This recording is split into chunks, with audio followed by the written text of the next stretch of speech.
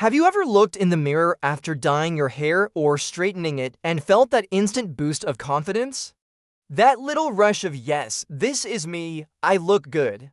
Now imagine someone telling you that same bottle of hair dye or cream you trusted to make you feel beautiful might also be raising your risk of breast cancer. Sounds unbelievable, right? But that's exactly what researchers at the U.S. National Institutes of Health found in one of the most eye-opening studies in women's health to date.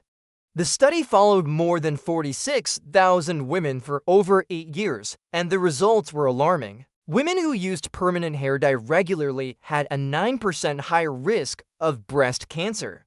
But here's where it gets even scarier. For African American women who dyed their hair every 5 to 8 weeks, the risk shot up by 60%.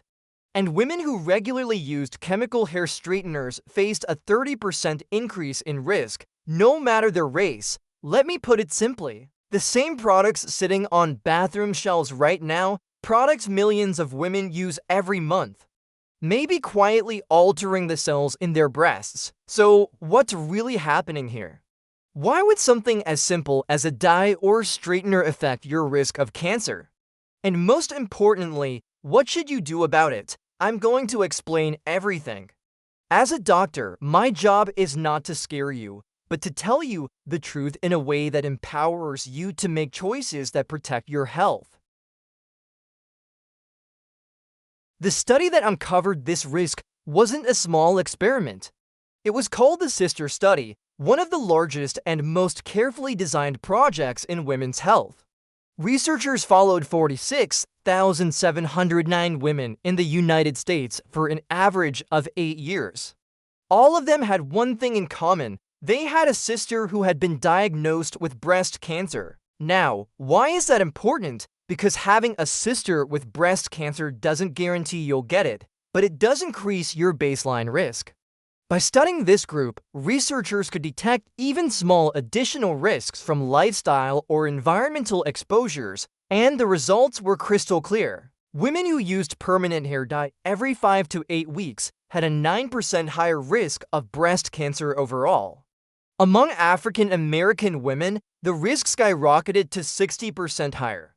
Women who used chemical straighteners at least every 5 to 8 weeks had a 30% higher risk. This wasn't just a random blip, the numbers were consistent and the patterns were too strong to ignore. Let's break down these numbers in real-life terms. Imagine 100 women who never dye or straighten their hair. Now imagine another 100 women who use permanent dye or straighteners every month. In the first group, let's say 10 of them develop breast cancer over a certain period. In the second group, that number could go up to 11, 13, or even 16. That may not sound huge at first, just a few extra women. But when you multiply that across millions of women worldwide, you're looking at tens of thousands of extra cases of breast cancer. And here's the part that stunned researchers: the difference between races. For African American women, the 60% higher risk wasn't just a statistic. It was a flashing red warning sign that the products being marketed to them, often stronger, harsher, and used more frequently, may be playing a hidden role in cancer disparities. So, what's inside these products that could possibly increase cancer risk? Let's start with permanent hair dye.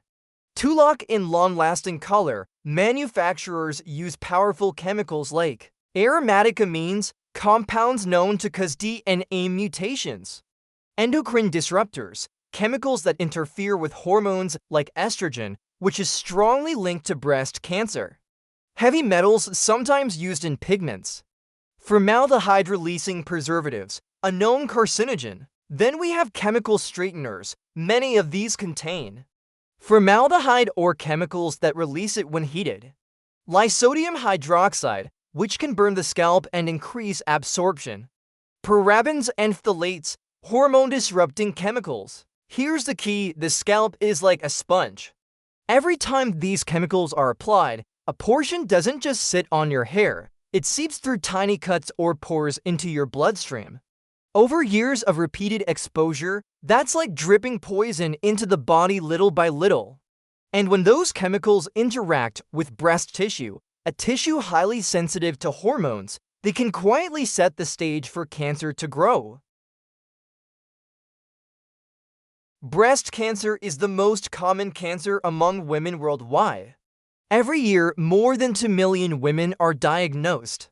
We already know the major risk factors: age, family history, genetics like BRCA mutations, lifestyle factors like obesity or alcohol.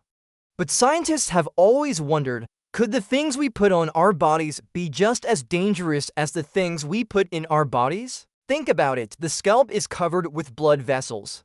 Anything applied here, especially strong chemical products, has a direct pathway into the bloodstream. For years, women have trusted hair dyes and straighteners without much question. After all, if it's sold in stores, it must be safe. Right, but what if that trust has been misplaced? That's what drove researchers at the National Institutes of Health to dig deeper, and what they found shook even them. One of the most striking findings was how much higher the risk was for African American women. Why? There are a few reasons. Number 1, product formulation. Straighteners and dyes marketed to Black women are often stronger and contain higher concentrations of harmful chemicals. Number 2, frequency of use. Cultural and societal beauty norms push for straighter hair, meaning many women feel pressured to use these products more often. Number 3, health disparities. African American women already face higher mortality rates from breast cancer due to later diagnosis and reduced access to care. So this isn't just about beauty products. It's about how cultural pressure, systemic inequality, and toxic exposure all combine to create greater risk. Now, I know what you might be thinking. Does this mean dye and straighteners cause breast cancer? Here's the scientific truth. This study shows a strong association, meaning women who use these products more often have higher rates of breast cancer. But association doesn't always mean direct cause. Critics argue that other factors, like lifestyle or genetics, could also play a role. But even skeptics agree, the strength and consistency of this data is too important to ignore. As one expert said, we can't say hair dye causes breast cancer, but we can say women who use it frequently are at higher risk. And that means women deserve to know the truth so they can make informed choices. Of course, hair products are just one piece of the puzzle. The biggest risk factors still include age. Risk increases as you get older. Genetics, BRCA1 and BRCA2 mutations, hormones, long-term estrogen exposure, obesity and alcohol use, family history. But here's the important part. You can't change your age or your genes. But you can change how often you expose your body to harmful chemicals. So what can you do if you've been dyeing or straightening your hair for years? First, don't panic. Cancer risk is about long-term exposure and multiple factors, not a single appointment at the salon. But here are practical steps you can take. Limit frequency. Instead of dyeing every month, stretch it to every 2 to 3 months. Choose safer alternatives, plant-based dyes like henna, or semi-permanent products that don't penetrate the hair shaft as deeply. Go for natural styles, reduce reliance on harsh straighteners. Check labels, avoid products with formaldehyde, parabens, and phthalates.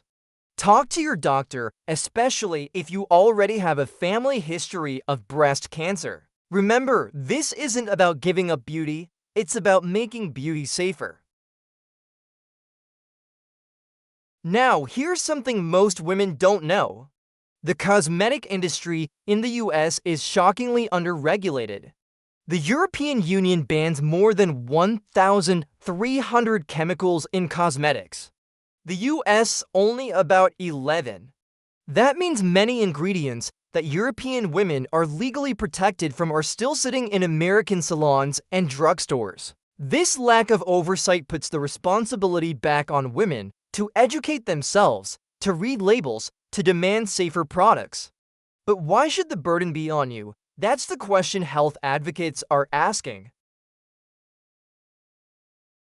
At the end of the day, this is bigger than just hair dye or straighteners. It's about the hidden trade-offs we make every day without realizing it. The trade-off between confidence and health. Between looking good today and staying healthy tomorrow, you deserve beauty without sacrifice. You deserve the truth, and now you have it. If you're watching this and feeling uneasy, let me speak directly to you as a doctor. This is not about fear, this is about awareness. If you love dyeing your hair, you don't need to throw away every bottle tonight. But you do need to understand the risks and make choices that keep you safe. Because at the end of the day, beauty should never cost you your health. And remember, awareness is the first step toward prevention. You now know something millions of women don't. Use it, share it, protect yourself and the women you love.